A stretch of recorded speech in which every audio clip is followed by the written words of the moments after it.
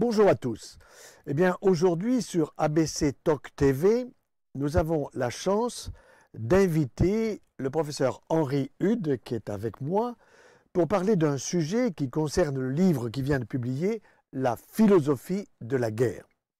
Il s'avère que j'ai lu ce livre 2 fois, évidemment un crayon à la main, et je me suis dit qu'il était intéressant de réfléchir ensemble sur ce sujet de la guerre qui aujourd'hui est fort présente, parce que si, Henri, tu es philosophe et tu réfléchis à la fois à ce que c'est que la guerre et puis comment ça fonctionne et puis comment ça peut s'arrêter pour aller vers la paix, moi personnellement je suis en guerre contre un ennemi que j'appelle le cancer et pour lequel j'ai un certain nombre de moyens. Donc il y a un petit parallèle que nous allons faire et je voudrais d'abord te présenter. Tu es ancien élève de l'école normale supérieure, donc agrégé de philosophie, tu as dirigé le pôle éthique et tu as une habilitation à diriger les recherches dans tous ces domaines et tu as été également au centre de recherche d'école militaire. Alors ça, c'est important que tu présentes un peu tout ce que tu as fait dans le domaine de Saint-Cyr, de l'école militaire, de l'enseignement, de l'éthique et de la guerre et de la philosophie sur ces sujets-là. Bien. En l'année 2004, Oui, j'ai été nommé à Saint-Cyr, à l'école militaire de Saint-Cyr. oui, Et c'est là que j'ai eu la responsabilité de fonder le centre d'éthique. Il y a un centre de recherche, et dans ce centre de recherche, il y a un pôle éthique, il y a un pôle tactique et un pôle politique, pour dire les choses rapidement, peu importe. Et pendant une quinzaine d'années environ, je suis resté à Saint-Cyr. Donc j'ai bien connu les armées, d'autant que l'armée française m'a fait visiter un peu les armées de la planète. Je suis allé enseigner à gauche, à droite, faire des recherches. c'est ça. Et donc j'ai pu connaître aussi les autres armées, comparer. euh, je n'ai pas enseigné ni opéré au centre de recherche de l'école militaire.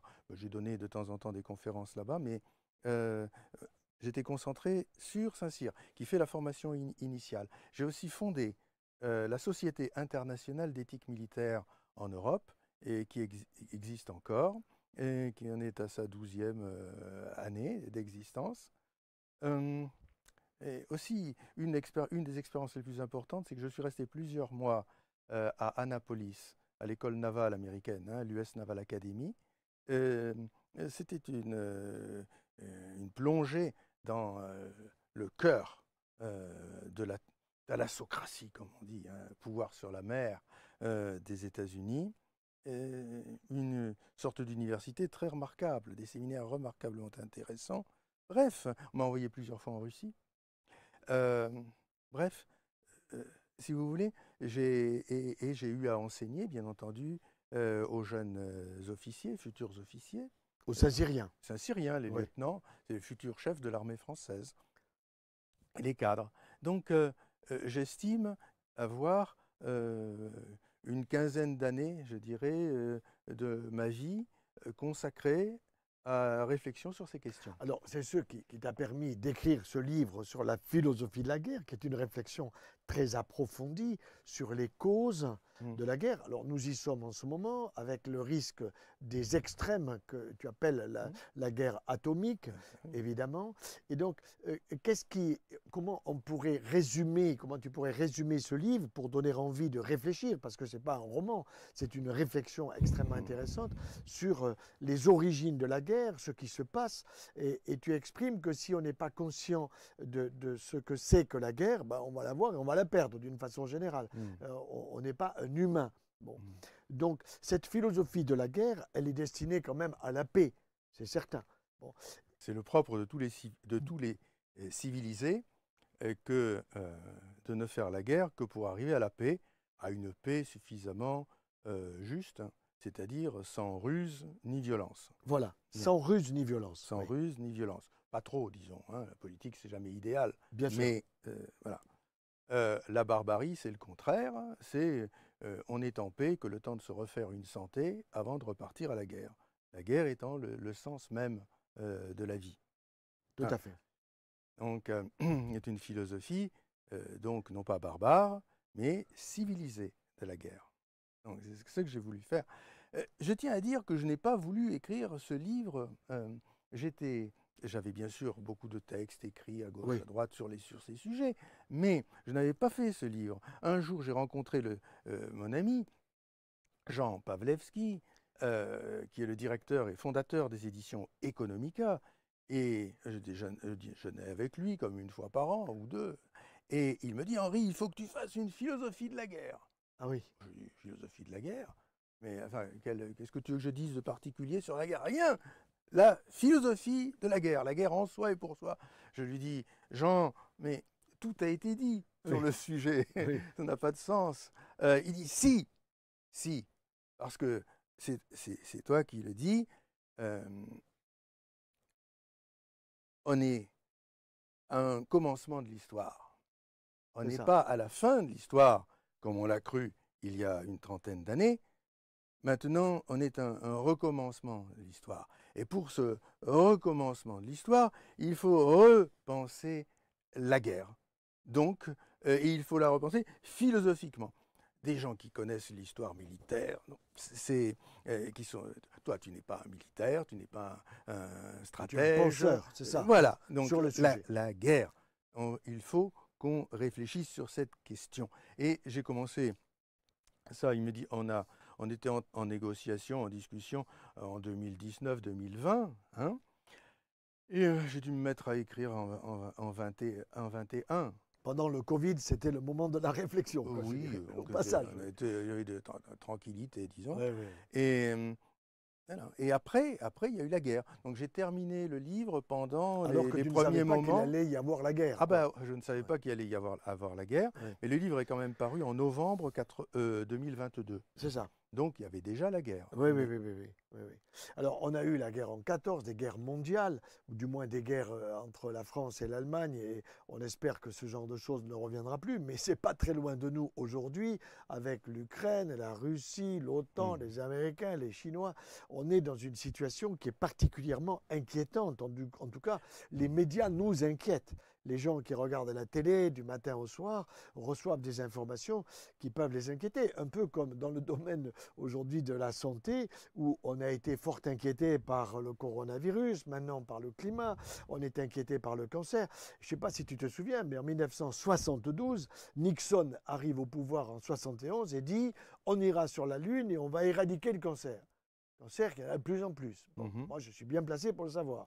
En 2022, Joe Biden est en train de dire, il y a quelques semaines, nous allons éradiquer le cancer. Il rêve complètement parce qu'il n'y connaît rien. Bon, mais on va nous trouver demain des vaccins contre cette guerre contre laquelle je me bats contre la guerre, contre le cancer. Donc, on est dans des situations qui sont comparables. La seule différence, c'est que moi, c'est des individus qu'on essaye de sauver, alors que là, c'est des armées entières ou des peuples, parce qu'il y a des dégâts collatéraux qui sont très importants. Comment tu arriverais à convaincre des militaires de faire des guerres qui soient, je dirais, plus utiles aux populations pour qu'il y ait moins de dégâts. Parce que quand les dégâts sont présents, ça devient terrible. Oh, le général Cailleteau Oui. a écrit un bouquin formidable aussi chez Economica sur les Français peuple pacifique. Alors, dans lequel il montre de manière convaincante que le peuple français a presque toujours, à rares exceptions près, été hostile aux guerres dans lesquelles il a été embarqué, mais que les gouvernements français ont été extraordinairement bellicistes dans toute l'histoire. Donc, le problème, ce n'est pas tellement celui des militaires, c'est plutôt celui des politiques. Voilà, c'est les politiques qui déclarent. Hein. Ah bah oui, c'est les politiques qui ont le pouvoir, sauf s'ils se sont laissés dominer par leurs militaires, mais dans ces cas-là, les militaires assument la fonction politique, et donc on revient au cas précédent. Hein, voilà. Non, ton interrogation, Henri, est extrêmement riche. Tu vois, on vit d'abord dans une époque dite de mondialisation. Oui. Et ça, c'est vrai.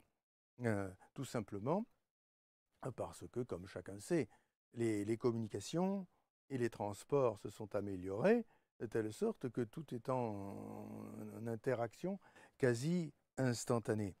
Et donc, ça a comme effet que, eh bien, par exemple, une épidémie devient mondiale. Absolument. Voilà. Pandémie. Voilà. Et, il n'y a guère d'autre chose que une guerre.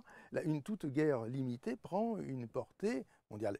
Et dans le cas présent, et il est de toute façon extrêmement clair, et il n'y a rien de nouveau, c'était vrai il y a 10 ans. Il y a deux puissances mondiales qui sont les États-Unis d'Amérique et la Chine. Elles sont en rivalité. Conflit, quoi. Virtuellement en conflit si elles n'arrivent pas à trouver un accord, un moyen de coexistence. Donc, tout ce qui se passe en Ukraine ne s'explique évidemment pas uniquement par l'Ukraine. Hein. Je veux dire, si vous prenez si on prend il faut zoomer et dézoomer progressivement. Donc, si on regarde que l'Ukraine, il y a une guerre d'indépendance. Pour l'Ukraine qui veut être un pays indépendant, voilà, ce qui est logique.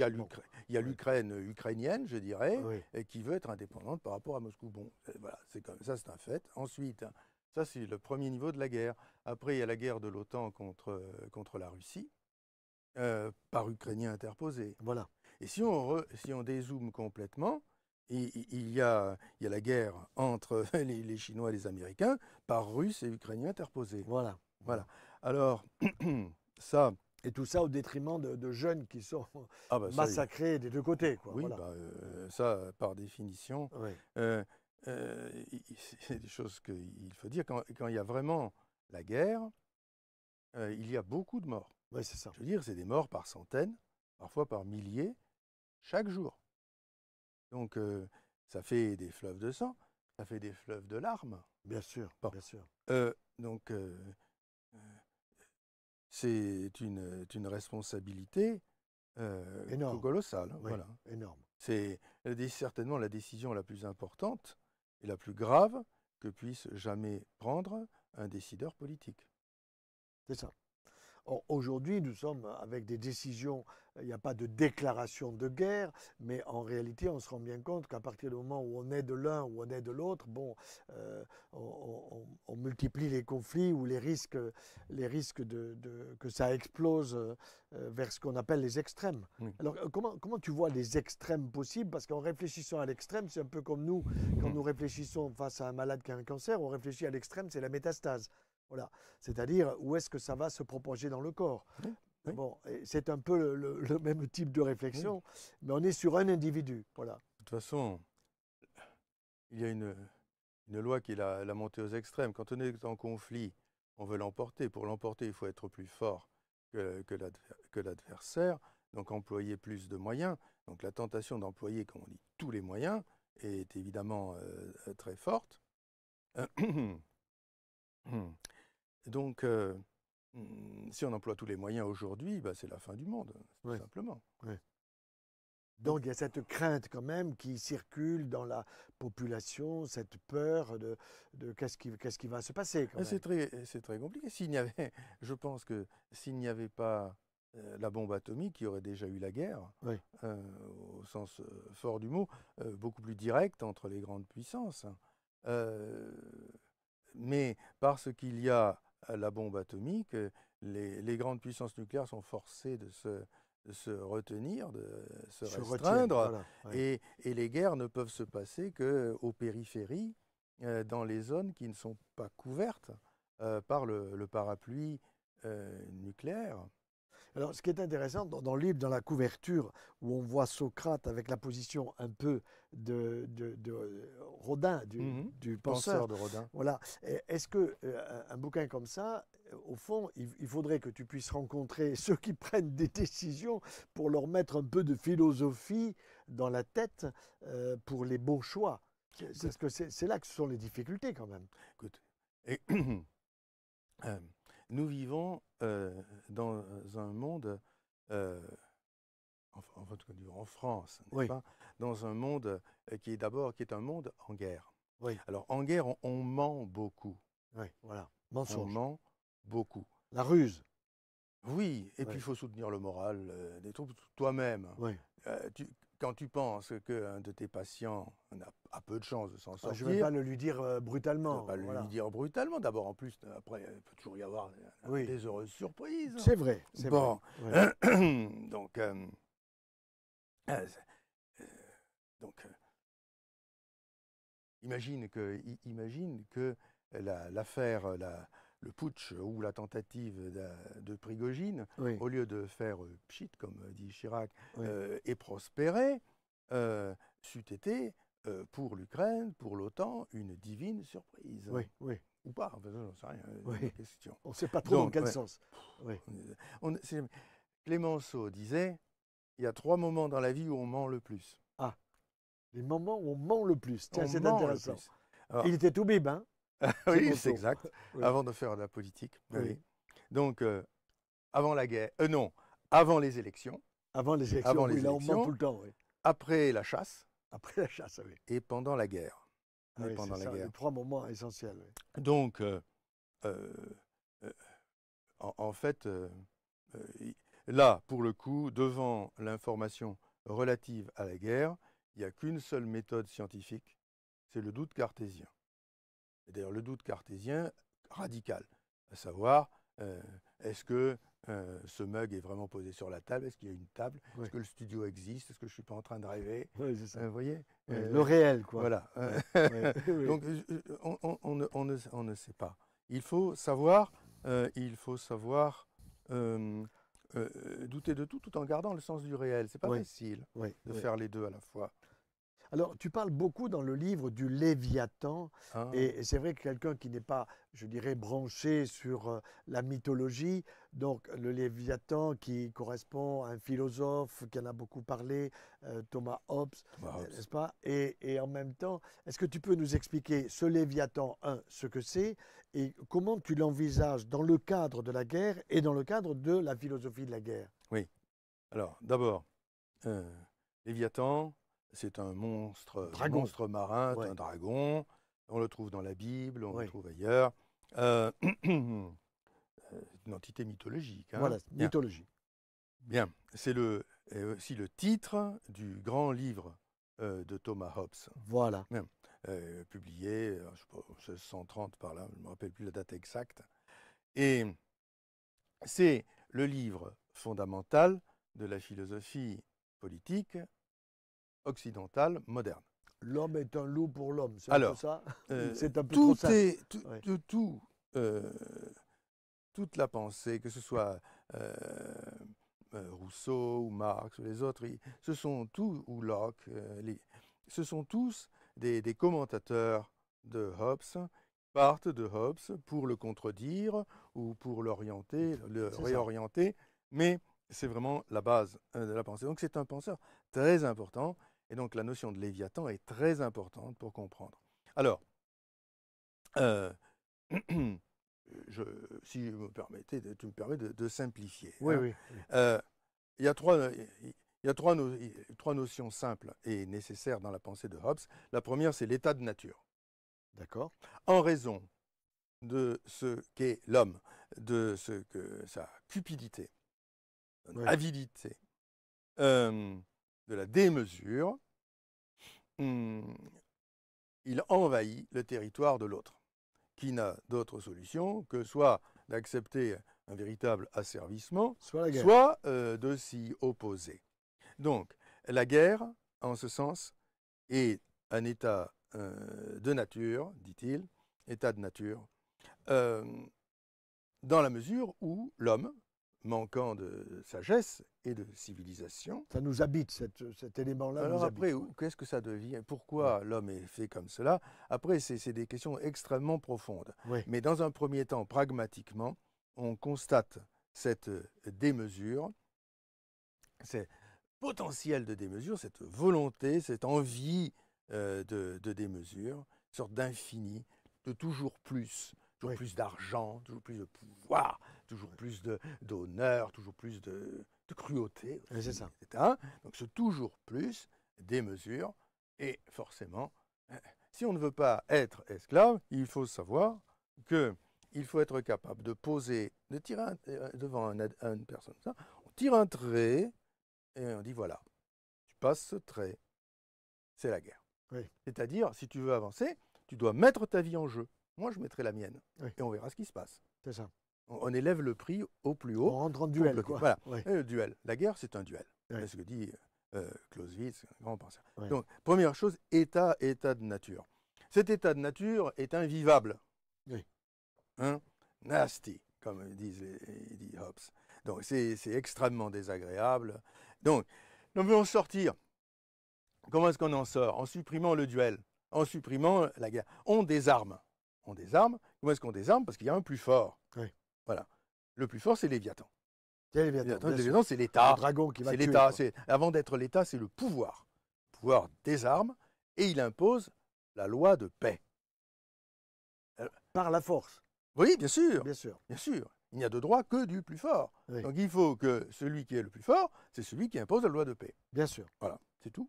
Donc, il y a Léviathan il y a une guerre constituante qui établit la paix. D'accord. Voilà. Donc ça, mais ça c'est à l'échelle d'un seul État. Je comprends. Et les divers États entre eux sont susceptibles d'être pleins de convoitises, de craintes mutuelles et d'être en guerre. C'est pour ça que ce qu'on appelle un projet, on appellera ça mondialiste aujourd'hui, n'est-ce pas? Oui. C'est de refaire pour la planète entière la même chose que le Léviathan particulier fait à l'échelle d'un État. Voilà. Et il est certain que si ça pouvait fonctionner, ce serait une solution brillante. Oui. Le problème, c'est que ça ne peut pas fonctionner pour diverses raisons que j'explique J'explique dans mon bouquin. Donc, c'est pour ça que le chapitre premier, c'est la solution Léviathan. Voilà. Il faut cette paix. On a besoin de paix mondiale parce que l'humanité peut vraiment mourir de la guerre. Oui, mais Ça n'a regarde, jamais été le cas avant. Henri, avec le coronavirus, on nous a tous enfermés. Oui, D'accord? oui. Bon, on pourrait dire que le Léviathan, entre guillemets, le pouvoir mondial, nous a dit restez chez vous, quoi. Oui. Et pendant 1 an et demi, on est resté à se morfondre. C'est que il y a du vrai, mais ce n'est pas c'est sans pas la guerre. non, mais ce que tu dis, c'est pas sans rapport. Oui. La guerre, ce sont, dit Clausewitz, des enchères sanglantes. Oui. Enchères sanglantes. Oui. Les enchères, on dit, pour ce tableau, moi je prends, 1000 euros, 2000 euros, 3000 euros, 5000 euros. À un moment donné, tu cales. Oui. Ça suffit, basta. Bon. Donc, c'est pareil. C'est pareil. Pareil en 1918, novembre 1918, on a une offensive qui est prête. Et là, on sait que les Allemands n'ont plus de réserve. On va aller jusqu'à Berlin. Oui. Bon, combien ça coûte? Réponse, 200 000 Français. Voilà. Alors, est-ce qu'on veut payer 200 000 Français? Les Allemands, eux, qui ont plus de réserve, ils veulent traiter. Oui, c'est ça. Alors, qu'est-ce qu'on fait? Voilà. Enchère sanglante. D'accord. Voilà, enchère sanglante. Donc,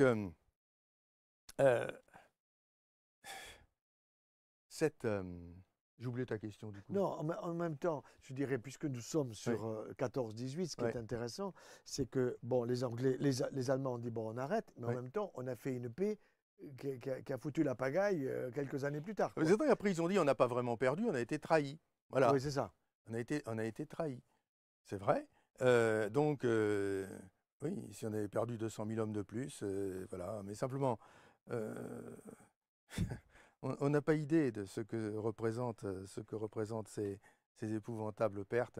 En 1915, nous avons l'opinion s'émeut. Oui. Il faut une offensive parce que tout est gelé le long de la ligne de front, il y a des tranchées partout. Alors on monte une offensive. Il y a un conseil de guerre et au cours du conseil de guerre, l'adjoint direct et conseiller du maréchal Joffre, qui est le général de Castelnau, doit s'exprimer. Et c'est gardé dans les minutes de la réunion. Il dit coût 100 000. 100 000 hommes. Gain 5-10 km. Effet stratégique Nul. D'accord, donc ça sert à rien. La vérité des prix, c'était qu'on a perdu 90 000 hommes, Ouais. qu'on a avancé de 5 ou 10 kilomètres, en Oui, effet. mon grand-père y est passé, Alors, le non, 20 août 14. le 20 août 14. Ouais, Ah, tout à fait. ça, c'est les périodes les plus sanglantes. Au début, tout début. Oui, oui, c'est la bataille de Charleroi et la 24 000 retraite. morts le même jour, quoi. Oui, Ouais. non, non, on ne se rend pas compte de ce que c'est que la guerre. Moi, quand j'entends des braves généraux à la télé qui disent il faut se préparer à la guerre de haute intensité, à supposer qu'on soit prêt pour ça. Mais Oui. je veux dire, est-ce que il leur est venu à l'esprit de se demander si le peuple français accepterait de perdre Oui. 1000 mecs par jour, n'est-ce pas? Il ferait bien de lire le livre, quoi. Je ne sais pas. Alors justement, ce livre, moi je suis ravi et je suis très, très, très heureux et très honoré que le professeur Joyeux et ABC Talk TV m'invitent, si vous voulez. Tu n'as pas lu la recension dans le Figaro, par exemple? Ah non, j'ai pas vu. Non, il n'y en a Oui, pas. il y en a pas. Tu as vu une recension dans Le Monde? Ah non, nulle Non, part. il n'y en a pas. Non, mais alors, Donc je m'en fous. Simple, mais c'est essentiel, mais je bien dirais. sûr, bien sûr, C'est pour ça que quand j'ai lu bien sûr, ça 2 fois, je me suis dit, non, il mais faut absolument qu'on se bien sûr, rencontre. c'est essentiel. Je veux dire, il faut celui qui ne comprend pas la guerre suffisamment profondément, eh ben, il aura la guerre. Et oui. Et Il il la la perdra, perdra. il la Et perdra. il la perdra. Donc cette réflexion, ces réflexions sur la guerre, sont absolument Alors, fondamentales. dans ton deuxième chapitre, tu dis le Léviathan n'est pas la Ah solution. oui, alors le Léviathan, oui. Alors ça, c'est intéressant parce que si c'est pas la solution, Non, bon, mais pourquoi est-ce que si vous voulez, le Léviathan mondial, oui, hein, c'est un pouvoir absolu, oui, un pouvoir universel d'abord, et c'est un pouvoir absolu, et absolu à la fois temporel et spirituel. oui. C'est-à-dire, il vous dit, bon, c'est ça que vous devez penser sur tous les sujets. Pourquoi? Parce que c'est l'intérêt du Il Léviathan. n'y a plus de liberté, quoi. Non, zéro. Non, Zéro. la liberté, c'est l'ennemi. Oui, c'est ça, Mais non, l'ennemi, la non, mais liberté est l'ennemi. eh ben, mais non, mais là encore, c'est Hobbes. Le Léviathan est défini comme celui qui, pour imposer ce qu'il appelle la loi naturelle, c'est-à-dire l'ensemble des règles qui arrêtent la guerre, fait la guerre, pour ainsi dire, au droit naturel, Oui, c'est ça. qui est la faculté de chacun de faire ce qui lui plaît, n'est-ce pas? Donc tu dois être dans l'axe, point final. Ah bah oui, mais Ouais. d'une certaine façon, c'est raisonnable. Oui, Parce que si on veut faire exactement tout ce qu'on veut, concrètement, ce qu'on veut, c'est l'état de nature, oui, c'est c'est la ça. guerre. Et en réalité, on ne veut pas ça. Mais on est tricheur. C'est-à-dire, on voudrait qu'il y ait l'ordre et que la liberté, ce soit la faculté de faire n'importe quoi. Eh oui, Et bien, si vous voulez la faculté de faire n'importe quoi, vous aurez l'état de nature. oui. Et à moins d'être parmi les heureux de l'état de nature, les plus forts, vous serez un pauvre type écrabouillé, asservi, chair à canon, etc. Donc, peut-être. Donc, l'idée qu'il faut trouver dans un monde mondialisé une formule de sécurité collective qui soit vraiment fonctionnelle, c'est une excellente idée. Maintenant, l'idée qu'il suffirait d'avoir un gouvernement mondial tyrannique capable de faire croire aux gens, pour prendre aux gens des vessies pour des lanternes, et de détruire toutes les libertés et toutes les puissances intellectuelles et morales, ça c'est bien entendu, c'est une atrocité, ça ne peut pas marcher. C'est une utopie totale, quoi. Non, c'est pas seulement une utopie, c'est que ça ne marchera pas, Ouais. mais pour des raisons qui sont précises, développées avec Oui, oui, précision oui, oui. dans le chapitre 2. Ne Ouais. serait-ce que, par exemple, une guerre, c'est un duel. Donc il Ouais. est certain que s'il n'y a qu'un seul escrimeur, il ne peut pas y avoir de duel. Ouais. Ça c'est ce qu'il y a d'absolument vrai dans la doctrine Oui. mondialiste, si je puis dire. Mais, ou globaliste, comme Oui. on dit Oui. en américain. Donc, mais, encore faut-il que l'unique reste uni. Oui. Donc ça ne supprime pas les tentatives de révolution, de rébellion, de sécession, ça n'empêche pas les oppositions intérieures, le terrorisme, ainsi de suite. Alors il faut se placer. Moi, j'inscris c'est un bouquin, moi j'espère qu'il pourrait être vrai en 2200. C'est pas un truc qui est fait pour Oui, c'est hors du l'actualité. temps, c'est sûr, c'est une réflexion. C'est l'essentiel, Oui. hein, c'est étudier l'invariant. Simplement, si on n'a pas d'invariant, on est perdu dans l'historique, dans le singulier, dans le détail, et finalement on est un pur empirique et on n'y voit rien, on est Oui, dans le c'est ça. brouillard. Donc, On a le nez sur la vitre, quoi. le nez, oui, voilà, et on ne voit rien. Et alors, justement, tu dis, il y a d'autres solutions. Ton chapitre 3, l'autre solution, la paix politique sans Léviathan. Oui. Alors, comment envisager cette paix politique? Parce que tout le monde en rêve.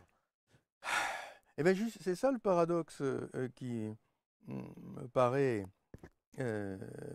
intéressant à considérer. Encore, je vais d'abord défendre Léviathan, parce que, Oui. parce que c'est par Léviathan que se fait la paix, d'une certaine façon. Oui, oui, oui, oui. Avec le progrès technique, Henri, on va... il faut voir que les armes dont on dispose aujourd'hui peuvent être, dans une centaine d'années, l'équivalent de ce qu'ont aujourd'hui les obus de mortier, les grenades à main, des trucs comme ça. Bien. Avec ce genre de matériel, on peut faire sauter le système solaire, enfin je veux dire, c'est des choses qui deviennent... Énorme. C'est la guerre des étoiles, si on peut dire. Bien. Donc, on comprend que le problème de la sécurité, par exemple, antiterroriste, devient aigu. Je ne sais pas si tu as vu le film Minority Report. Non. Ah, mais je suis sûr qu'un certain nombre de téléspectateurs l'ont connaissent, vu. Oui. On est dans le futur, Oui. et la police a suffisamment développé, je dirais, à la fois l'observation des individus en temps réel et la capacité d'anticipation de leurs réactions pour venir arrêter les criminels, en particulier les terroristes, Avant qu'ils commencent. Avant qu'ils ne commencent, n'est-ce pas, au commencement de l'intention. Donc, et le commencement de l'intention étant puni de mort, pitoyablement, etc., etc. Comme si ça avait été fait, quoi. Voilà, d'accord. Donc, il faut se rendre compte que il faut se représenter clairement la vision cauchemardesque, mais parfaitement réaliste d'un pouvoir mondial unique, ayant tout pouvoir sur les corps comme sur les esprits, observant et disposant d'une information exhaustive en temps réel sur chaque individu, ayant intégré dans le corps de chaque individu les moyens tout simplement de débrancher si Ce qui ne va pas. si ceci s'avère nécessaire. Incroyable, oui. Moyens létaux ou non létaux d'ailleurs, c'est à voir, fait ce qu'on veut. Donc il faut, et c'est là que le Léviathan a absolument besoin de la médecine pour mettre les gens sous contrôle de manière, par la peur de la mort, voilà. Par le contrôle du corps et de l'esprit. La peur de la mort en particulier. Donc ce Léviathan, pour assurer la sécurité, il y a un État policier, mais plus que orwellien. Et 1984, c'est encore gentil par rapport à ce que ça peut être. Donc, il faut comprendre que si le risque de guerre ne décroît pas, Léviathan est la solution. Mais comme Léviathan est la solution, ce Léviathan étant absolument épouvantable pour tous ceux qui sont civilisés, mais tous, je veux dire qu'ils soient chrétiens, qu'ils soient bouddhistes, qu'ils soient, je dirais, hommes des Lumières classiques, qu'ils soient confucéens, qu'ils soient tout ce que vous voulez, n'est-ce pas? C'est la religion mondiale, quoi.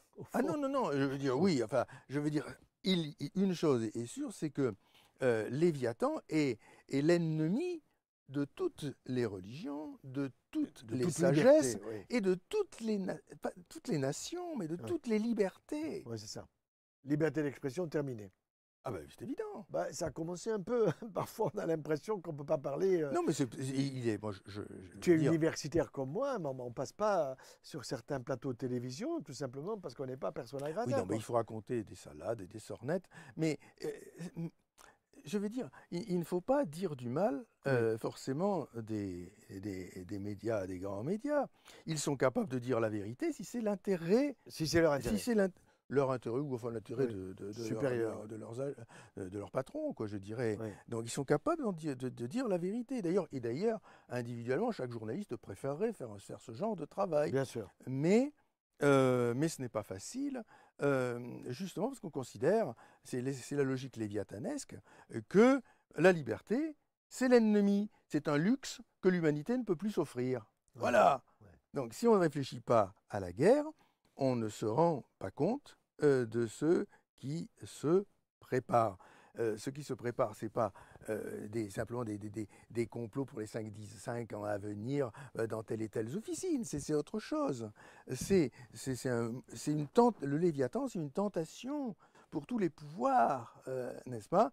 Donc il ne faut pas simplement dire c'est des méchants. Il est certain que, je ne sais pas moi, si on fait de la politique, on dira le Parti démocrate américain, par Oui. exemple, il a un côté léviathanesque assez accusé. Aujourd'hui, bon, peut-être que ce ne sera pas le cas s'il choisit d'autres candidats, enfin peu importe. Mais ça après, c'est de l'application. Et ce que je dis là, j'ai bien conscience que ce n'est pas la même chose. Mais ce Léviathan, ce Léviathan, il est pour longtemps, c'est pour les siècles, l'horizon atroce de nos civilisations, et c'est parce que c'est la fin des civilisations. C'est une barbarie absolument inimaginable, telle que nous n'en avons jamais vu auparavant. Donc, il faut se rendre compte de cela. Donc, ce Léviathan étant l'ennemi commun premier, relativise tous les conflits. Et voilà. Et à partir du moment où on se rend compte qu'on a un ennemi commun, qui en plus n'est pas Pierre-Jacques Paul, mais à supposer que le méchant aujourd'hui ce soit tel État plus particulièrement, il y a des tas de gens dans cet État qui n'ont pas envie que leur pays assume cette fonction épouvantable. Bien sûr. Et donc, en réalité, ce sont des gens comme vous et moi, comme toi et moi, qui cherchent une autre solution. Donc, parce que, vous voyez, autrement dit, Léviathan n'est certainement pas la solution, parce que, avec la mentalité de gens léviathanesques, si vous me permettez l'expression, l'adjectif, on aura de toute façon la guerre, ils se feront la guerre entre eux, des espèces de surhommes brutaux, désireux de fabriquer des sous-hommes complètement aplatis. Donc ces gens-là ne sont pas capables de vivre en paix entre eux, ce sont des crocodiles dans le même marigot, ils vont se dévorer. Nous aurons la guerre, et donc nous aurons vraiment la guerre, et en plus la guerre faite par des brutes absolus. Donc ce n'est pas la solution. Donc solution Léviathan, chapitre 1. 2, chapitre 2, c'est pas la solution. Donc, il nous faut une solution sans Léviathan sur le plan politique, chapitre 3, et sur le plan culturel, chapitre 4, épilogue, quelques réflexions sur la guerre atomique. La guerre atomique. Toi, tu fais la guerre atomique au cancer. Au cancer. Oui. Mais il paraît que l'atome. Alors, ça, c'est intéressant parce qu'effectivement, il y a ce qu'on appelle la médecine nucléaire. Bon, j'ai des collègues qui sont gastro-entérologues, rhumatologues, etc. Et nous avons des collègues qui sont médecins nucléaires. Et il m'est arrivé d'aller donner une conférence justement chez des gens qui s'occupent du nucléaire en France et des protections des centrales nucléaires pour que ça ne pète pas. Et on m'a demandé de donner le côté positif du nucléaire. Mais je vais te donner un exemple. Quand on a un cancer de la thyroïde, non seulement il faut enlever la thyroïde, mais il peut y avoir des métastases de ce cancer thyroïdien qui foutent le camp ailleurs, sur les os, sur les ganglions. Eh bien, on va faire de la médecine nucléaire, c'est-à-dire envoyer un iode radioactif qui va être extrêmement efficace sur ces métastases et qui va guérir le patient. Et comment est-il efficace? Alors, il est efficace parce que la cellule cancéreuse est avide d'iode. Étant avide d'iode, on lui envoie un iode radioactif, mais c'est un iode qui n'est pas sympathique pour elle, qui va détruire la cellule. Donc la médecine nucléaire, aujourd'hui, fait des progrès considérables. Je vais te donner un autre exemple. Le cancer du pancréas aujourd'hui, par exemple, qui est une catastrophe. Eh bien, si nous arrivons à apporter au niveau du pancréas, ça ne sera pas de l'iode, mais ça sera une protéine qui appartient spécifiquement au pancréas, qui sera radioactive, qui ira se fixer sur le pancréas lui-même, sans détruire le foie, sans détruire ce qui est autour, l'estomac et le reste, et bien à ce moment-là, on va pouvoir traiter le cancer du pancréas. Et aujourd'hui, la médecine nucléaire fait des progrès considérables. Alors c'était amusant parce que j'avais à côté de moi un type qui appartenait aux écolos très très anti-nucléaires Ouais. et il m'écoute pendant 1 heure donner une conférence sur le bienfait du nucléaire. Et le type, il découvrait. Ouais. Il découvrait. Et bien sûr. Donc, bien sûr que la bombe atomique, personne n'en veut, mais il faut savoir que le nucléaire nous apporte des éléments pour la santé. Bien Bon, sûr. ça c'est clairement important. C'est très, très, très, très intéressant. Et aussi, le jour où nous avons mis au point la fusion nucléaire, Oui, oui. on dispose de petits soleils en miniature. C'est l'énergie en quantité indéfinie et sans danger. Et qu'on a voulu supprimer, et maintenant tout le monde y revient, quoi. Ah ben, la fusion, Voilà. c'est une technique qui n'est pas encore au point, mais on investit très peu. Oui. Alors qu'en fait, c'est évidemment, à mon avis, hein, la solution de l'avenir. C'est impressionnant. Si on dispose de quantité d'énergie absolument extraordinaire, on peut tout imaginer, y compris la transmutation des métaux, par exemple.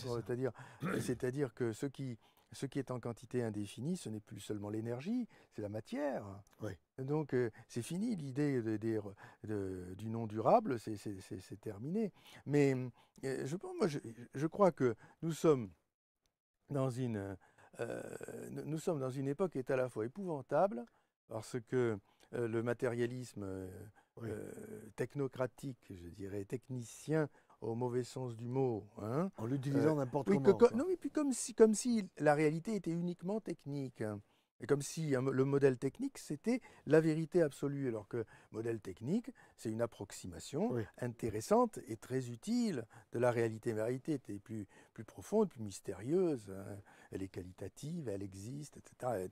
Elle est finalisée. Donc elle a des propriétés, elle est harmonique. Elle a des propriétés bien spécifiques. Elle obéit à une mathématique que nous ne connaissons pas encore.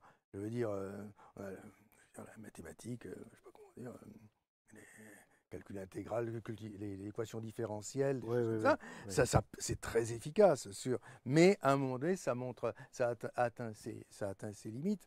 Bref, ce n'est pas vraiment l'objet d'aujourd'hui. Mais je pense qu'il faut espérer que, à mon avis, hein, le progrès des sciences et des techniques nous permettra de résoudre certains problèmes qui paraissent sans solution. Mais aujourd'hui, mais pour que le progrès technique soit possible, il faut faire sauter les hypothèses trop réductrices, trop matérialistes en particulier, qui empêchent de penser. Alors tu parles d'une paix culturelle. Ah, la paix. Qu'est-ce que tu veux dire par paix culturelle? Eh bien, qu'on ne s'entretue pas, par exemple, pas de guerre de religion, Oui. ou pas de guerre entre idéologies. Hein. C'est ça. Les guerres idéologiques du XXe siècle ont fait plus de morts à elles toutes seules que toutes les guerres de religion dans l'histoire, probablement. Donc, tu parles des idéologies des extrêmes, ce qu'a fait le communisme dans son intégralité, je dirais, ou ce qu'a fait ont fait les fascismes de l'autre côté. Mais c'est-à-dire que le libéralisme s'est établi en France par la terreur. Oui, oui. Hein, et on célèbre beaucoup la stabilité de la Grande-Bretagne. Il faut quand même se rendre compte qu'en gros, entre 1525 et disons 1725, 200 ans, c'est une très grande instabilité.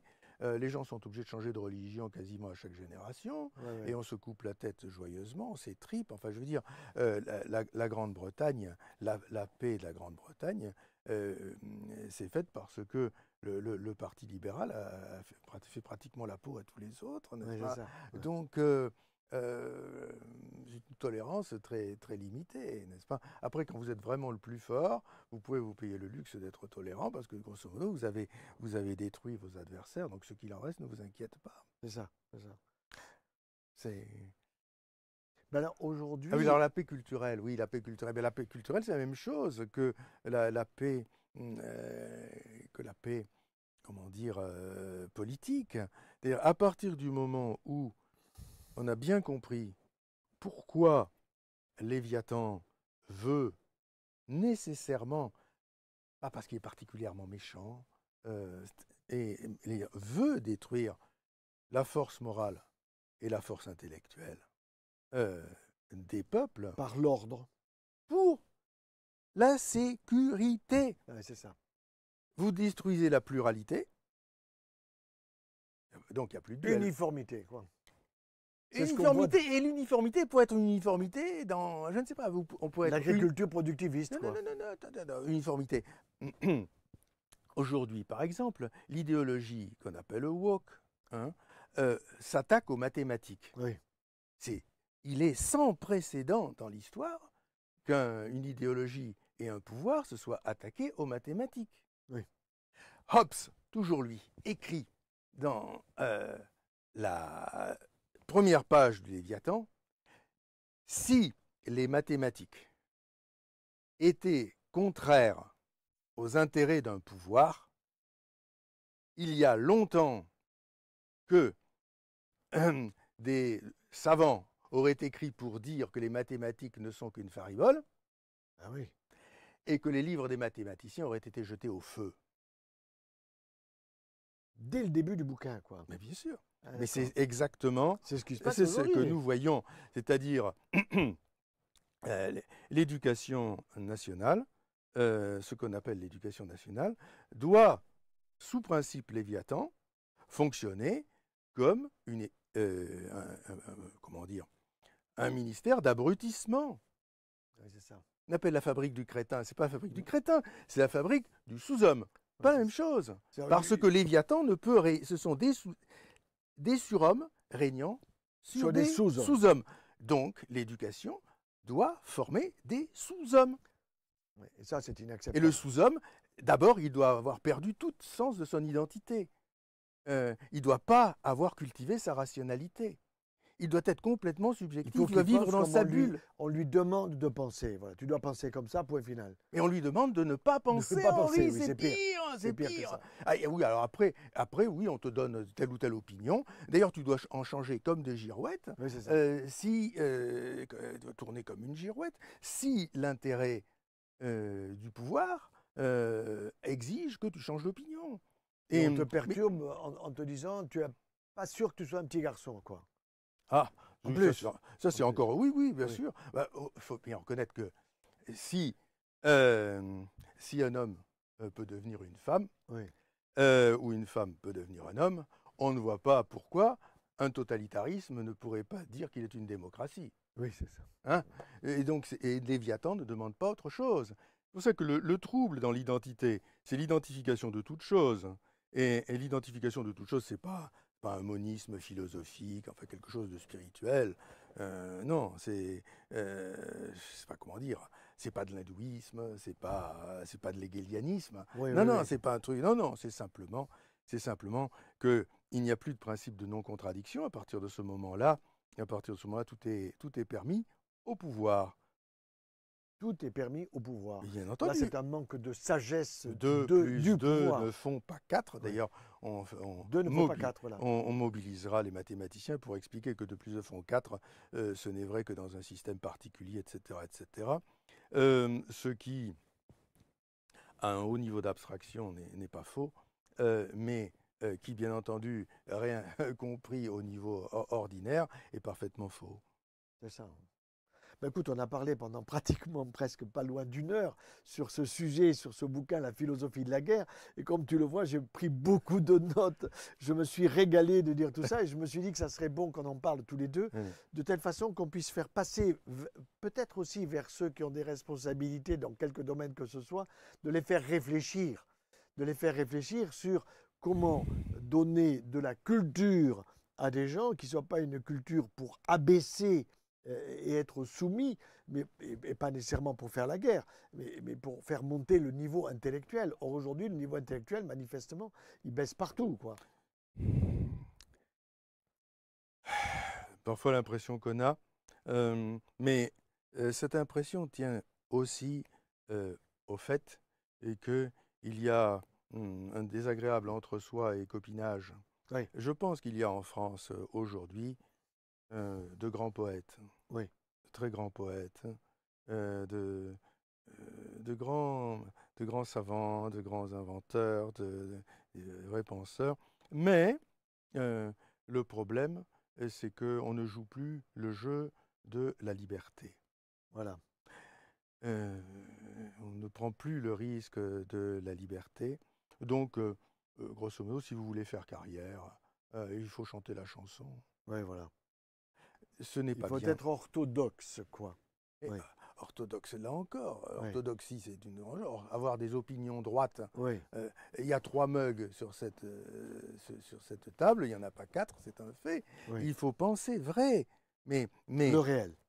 bien sûr, il faut penser vrai et ajuster notre pensée à ce qui est. Sinon, si nous croyons que c'est notre pensée qui crée la réalité, nous allons vivre dans une bulle Oui, voilà. et nous croirons ce que nous avons envie de croire, et lorsque nous nous fracturerons contre le réel. Si je veux, si je dis je vais me cogner la tête contre le mur et je vais casser le mur, c'est pas vrai, je vais me casser la boîte crânienne, c'est sûr. Bien sûr. Vous comprenez? Donc il faut, euh, mais, mais pour trouver la vérité, on a besoin de réfléchir, de peser le pour, le contre, de prendre du temps. On a besoin de liberté de recherche. Bien sûr. Alors, donc moi je suis pour la liberté d'expression dans le cadre d'une discussion où on cherche ensemble, par la confrontation, à trouver la vérité. Si la liberté d'expression, chacun a le droit de raconter ses sornettes et vivre dans son monde imaginaire, ça c'est un délire généralisé. Et s'il s'agit simplement de, comme un groupement de partis politiques qui essayent de fabriquer un programme à la noire, un Oui, Michèvre Michou, oui. qui ressemble à rien, mais c'est un discours qui tient la route. Alors après, les gens sortiront Il le les répète. éléments de langage. Tout Oui, ça, c'est nul. oui, Vous comprenez? oui. Et ce que je dis, moi, c'est que euh, si nous sommes gouvernés par des communicants, Par des euh, communicants, mais c'est ça qui se passe oui, aujourd'hui. ben, je le crains. Si Oui, nous sommes gouvernés par des communicants qui s'intoxiquent eux-mêmes, oui. hein, par leur propre propagande, si nous sommes gouvernés par des communicants, nous sommes purement et simplement fichus, nous sommes incapables d'affronter les problèmes, nous aurons la guerre, Henri, et nous la perdrons. C'est ça. Alors, on va peut-être conclure.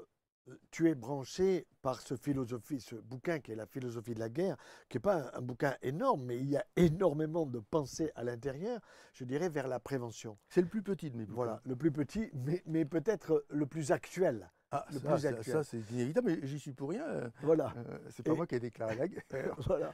Et en même temps, moi, je suis sur la prévention des cancers parce que je n'ai pas envie d'être en guerre contre le cancer qui est chez un malade. Je suis plutôt pour la prévention primaire. La prévention primaire, c'est que ça Oui, n'arrive pas. oui, La prévention secondaire, c'est dépister précocement. oui. Alors, il y a aussi un peu du dépistage dans le domaine des relations entre les États, Hmm. de savoir que ça se prépare ou ça ne se prépare pas. Oh, Donc, sûr. on est sur des fronts passionnants, mais qui sont surtout de la prévention.